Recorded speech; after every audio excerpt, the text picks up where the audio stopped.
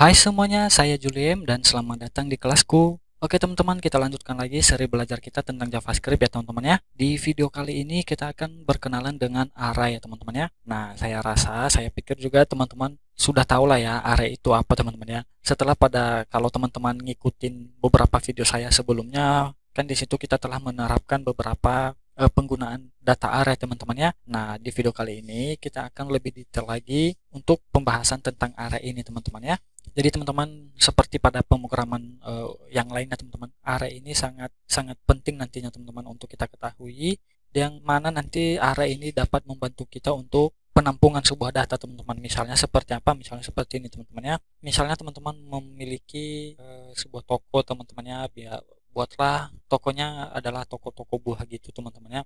Misalnya teman-teman punya variabel data pisang misalnya seperti itu teman-teman ya, let pisang ya, yang isinya adalah pisang seperti ini teman-teman ya. Kemudian let anggur ya, yang isinya juga adalah anggur ya. Kemudian yang ketiga ada apel misalnya teman-teman, isinya apel seperti ini ya. Kemudian kita konsolog data yang ketiga variabel ini teman-teman ya.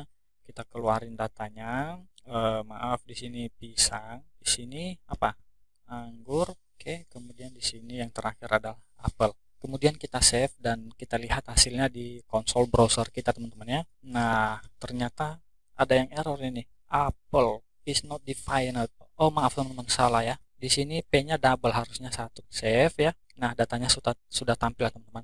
Jadi kembali ke data array tadi teman ya, pembahasan tentang array. Nah, sebenarnya dengan teman-teman menuliskan seperti ini juga tidak ada masalah teman-teman ya. Ini tidak salah dengan script atau codingan seperti ini teman-teman. Nah, masalahnya nanti gimana kalau data buah yang teman-teman miliki itu semakin banyak teman-teman ya. Tidak hanya 3 jenis saja. Misalnya ada lagi nenas, ya, ada buah pir. Itu nanti yang akan menjadi problem atau masalah ke depannya nanti teman-teman. Di sinilah gunanya atau manfaatnya kita menggunakan array teman-teman ya. Kita cukup membuat atau satu wadah aja, yang mana wadah itu nanti menampung data-data buah kita teman-teman. Misalnya seperti ini ya, saya contohkan aja ya. Ini saya hapus dulu ya, saya hapus. Misalnya di sini kita buat variabel buah sama dengan, nah, array itu harus dibungkus dengan kurung kotak seperti ini teman-teman. Nah, itu menandakan bahwa data tersebut adalah merupakan data array teman-teman ya. Saya ulang lagi, semua data array itu harus dibungkus dengan kurung kotak ini teman-teman. Nah, kemudian isi arraynya ini bisa bermacam-macam teman-teman ya. Maksudnya bermacam-macam apa ini? Bermacam-macam tipe data. Bisa kita buat string, integer, atau ya boolean juga teman-teman ya, atau objek juga boleh. Tapi di sini kita contohkan yang sederhana aja dulu teman-teman ya. Misalnya string ya, buah, kita buat tadi apa? Pisang, kemudian ada anggur, kemudian ada pol. Seperti inilah teman-teman ya. Nah, teman-teman bisa bandingkan seperti yang kita buat di contoh di awal tadi teman-teman ya. Di sini kita cukup satu buah variabel aja ya. Nah, ini bisa kita katakan adalah wadahnya teman-teman ya, tempat penampungan data-data buahnya. Nah, di sini kita cukup ngeluarin data ini aja teman-teman, buahnya. Jadi di sini kita buat buah, save. Nah, teman-teman bisa lihat di konsolnya ya, datanya sudah tampil teman-teman. Si data array ini mirip-mirip seperti data objek ya teman-teman ya. Nah, tapi bedanya kalau objek itu kan dia menggunakan properti ya teman-teman ya. Nah, kalau si array dia menggunakan indeks teman-teman. Nah, indeks itu apa? Yang ini teman-teman ya, bisa teman-teman lihat ke konsol browsernya. Kan teman-teman bisa lihat di sini ada angka 0 ya, angka 1, angka 2. Nah, ini adalah indeks daripada data-data array kita ini teman-teman. Dan indeks itu akan secara otomatis diincludekan oleh si array itu teman-teman ya. Jadi teman-teman tidak perlu memikirkan indeksnya lagi, kecuali kalau teman-teman menggunakan data objek ya. Jadi kita harus memasang-masangkan antara key dan value teman-teman. Sedangkan ini dia berpasangan dengan indeks dan value-nya. Dan indeksnya ini sudah secara otomatis nanti terincludekan teman-teman. Jadi teman-teman tidak usah pusing. Oke, ini kalau kita buat data array seperti ini teman-teman ya, yang sederhana, dan ngeluarin datanya. Nah, sekarang bagaimana sih kita mengambil nilai atau value array tersebut secara spesifik teman-teman ya, atau ngeluarin data array ini secara spesifik. Maksudnya secara spesifik itu apa? Misalnya kita mau ngambil satu data aja, misalnya anggur teman-teman ya. Pisang dan apel itu tidak ikut teman-teman. Kita maunya anggur aja yang nampil. Jadi begini teman-teman, untuk mengambil data array secara spesifik, teman-teman cukup melihat nomor indeksnya aja. Di sini kan bisa kita lihat kalau anggur itu indeksnya itu adalah satu teman-teman ya. Nah, kenapa satu? Karena array itu teman-teman, indeksnya itu selalu dimulai dari angka 0. Di sini kan awalnya kan pisang. Nah, ini bisa dibilang nomor indeksnya adalah 0 teman-teman ya. Kemudian ini indeks ke 1 dan ini adalah indeks ke 2 teman-teman. Ketika teman-teman ingin atau ngeluarin data secara spesifik tadi yang saya katakan teman-teman, yaitu anggur, maka teman-teman bisa gabungin nomor indeksnya setelah nama variabelnya teman-teman ya. Nah, nama variabelnya kan buah, kemudian kita masukin nomor indeksnya. Nah, untuk memasukkan nomor indeksnya itu kita harus buat di dalam kurung kotak seperti ini teman-teman ya. Nah, di dalam kurung kotak ini kita memasuki nomor indeksnya. Nah, karena kita ingin ngeluarin anggur dan nomor indeks anggur itu adalah 1, maka kita tuliskan di dalam sini angka 1 teman-teman seperti ini ya. Kemudian teman-teman bisa save. Nah, teman-teman bisa lihat di konsolnya yang keluar adalah anggur ya teman-teman, sesuai dengan apa yang kita harapkan tadi teman-teman ya.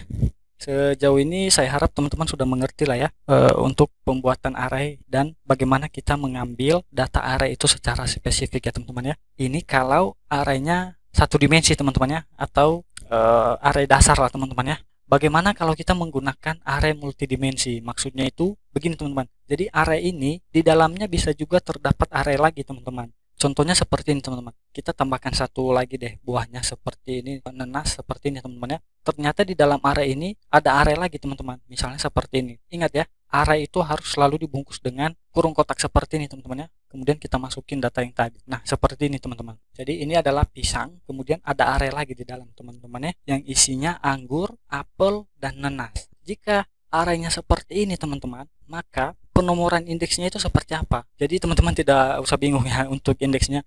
Indeks itu selalu dimulai dari 0 teman-teman. Kita harus memulainya dari yang awal teman-teman ya. Nah, ini kan wadahnya ya, variabel buah ini teman-teman ya, dan isinya adalah array. Jadi ngitungnya begini aja teman-teman. Pisang ini adalah indeks ke 0 teman-teman ya, dan ini adalah indeks ke 1 teman-teman. Anggur dan apel ini merupakan indeks ke-1 daripada si variabel buah ini teman-teman ya. Nanas ini adalah indeksnya ke-2 teman-teman. Biar lebih jelasnya kita coba konsolok aja teman-teman, kita keluarkan datanya, kita lihat semua ya. Jadi di sini kita konsolok buahnya aja. Oke, kemudian kita save dan kita kembali ke browser ya, kita lihat datanya. Teman-teman bisa lihat seperti yang saya katakan tadi. Jadi pisang ini ya tetap nilai atau indeksnya itu sama dengan 0 teman-teman ya. Kemudian ini adalah indeks ke-1 yang isinya apel dan anggur teman-teman ya. Ini teman-teman bisa lihat ada 2 ya. Kemudian nanasnya adalah indeks ke-2. Di dalam indeks ke-1 ini ada array lagi teman-teman. Nah, teman-teman bisa lihat anggur ini indeksnya adalah 0 ya.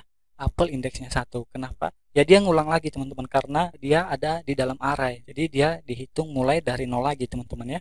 Pertanyaannya sekarang, untuk mengakses data atau nilai yang arraynya multidimensi seperti ini bagaimana? Jadi teman-teman tinggal menelusuri aja teman-teman ya. Kita telusuri aja. Kita bisa lihat di sini, pisang itu adalah arraynya maksudnya indeksnya 0 teman-teman ya. Kemudian kita lanjut ke indeks ke-1 teman-teman. Maka kalau kita ngeluarin data ke indeks ke-1 ini, maka yang akan keluar nantinya adalah anggur dan apel teman-teman. Misalnya seperti ini ya. Nah, seperti yang kita praktekkan tadi teman-teman, kalau kita kita ngeluarin data berdasarkan indeksnya, kita harus buat tutup kurung kotak seperti ini teman-teman ya, dan di dalamnya kita masukin nomor indeksnya. Oke, kita mau ngeluarin indeks ke-1 teman-teman ya. Teman-teman save. Nah, teman-teman bisa lihat yang keluar itu adalah anggur dan apel. Sekarang masalahnya bagaimana kalau kita ingin ngeluarin salah satu data daripada indeks ke-1 itu teman-teman ya. Kita maunya spesifik, kita maunya ngeluarin data anggur. Misalnya seperti itu teman-teman ya, anggur ini. Di sini kita bisa lihat anggur ini nomor indeksnya adalah 0 teman-teman ya. Di sini kita tinggal nge-include-kan aja teman-teman, gabungin arraynya. Maksud saya gabungin nomor indeksnya. Oke, lagi-lagi teman-teman kita buka kurung kotak seperti ini, kemudian kita masukin nomor indeksnya. Ingat ya, karena kita ingin ngeluarin anggur, nomor indeksnya adalah 0 teman-teman ya. Maka di sini kita masukin angka 0 seperti ini teman-teman. Kemudian kita save. Teman-teman bisa lihat data yang nampil adalah anggur teman-teman ya. Sudah sesuai dengan yang kita inginkan. Jadi seperti inilah cara untuk ngeluarin atau ngambil data yang arraynya itu multidimensi teman-teman ya. Yang multidimensi ini maksudnya ya ada array di dalam array teman-teman, seperti itu. Oke, sejauh ini saya harap teman-teman sudah mengerti lah ya, sudah paham tentang array ini teman-teman ya. Nah, begini teman-teman, seperti yang saya katakan tadi ya, array ini isinya tidak hanya string aja teman-teman, bisa berupa angka teman-teman ya, itu integer seperti ini. Di sini kita bisa bebas masukin angka misalnya 10 dan juga bisa boolean teman-teman, misalnya true, kemudian juga bisa objek seperti ini. Nah, kalau kita konsol log buahnya, save ya. Nah, teman-teman tidak ada error ya. Semua datanya akan dikeluarkan seperti ini, teman-teman. Nah, jadi begitulah pembuatan array di JavaScript ini, teman-teman ya. Datanya itu bebas, teman-teman. Tidak hanya string, integer juga boleh, boolean, objek dan yang lainnya, teman-teman ya. Di sini hanya contoh aja. Nah, sekarang sebelum videonya saya tutup, saya mau nunjukin satu contoh lagi nih, teman-teman. Kita juga bisa ngubah data array-nya, teman-teman ya. Misalnya kita mau ngubah si pisang ini, teman-teman. Coba kita save aja dulu ini. Nah, kita keluarin datanya. Datanya seperti ini, teman-teman ya. Ada pisang, anggur, apel, dan nanas ya, teman-teman ya. Nah, saya mau pisangnya ini saya ganti nanti, teman-teman. Di sini teman-teman bisa buat seperti ini. Nama variabelnya buah ya. Wadahnya tadi teman-teman kita katakan ya. Kemudian kita masukin indeks keberapa yang ingin kita ubah nilainya. Nah, di sini pisang kan indeksnya adalah 0 ya, teman-teman ya. Nah, di sini kita bisa masukin angka 0 ya. Kita ubah nilainya menjadi buah apa ya? Buah semangka. Semangka seperti ini, teman-teman ya. Kemudian teman-teman bisa save, kan kita sudah konsol log buahnya, teman-teman. Kita save dan kita lihat hasilnya. Nah, teman-teman bisa lihat yang tadinya pisang berubah menjadi angka, maksud saya berubah menjadi semangka, teman-teman ya. Jadi seperti inilah kalau kita ingin mengubah nilai daripada array tersebut, teman-teman, secara spesifik ya. Nah, bagaimana kalau kita ingin mengubah data apel ini misalnya, teman-teman ya. Kan apel ini kan berada di dalam array lagi, teman. Ya, teman-teman tinggal telusuri. Ini kan indeksnya 1, teman-teman ya. Si apel ini kan anggur dan apel ini berada dalam indeks 1. Ya udah, kita masukin aja di sini indeks ke 1, teman-teman ya. Kemudian di indeks ke 1 ini kan datanya ada 2, ada anggur dan apel. Dan anggur dan apel ini memiliki nomor indeks, teman-teman ya.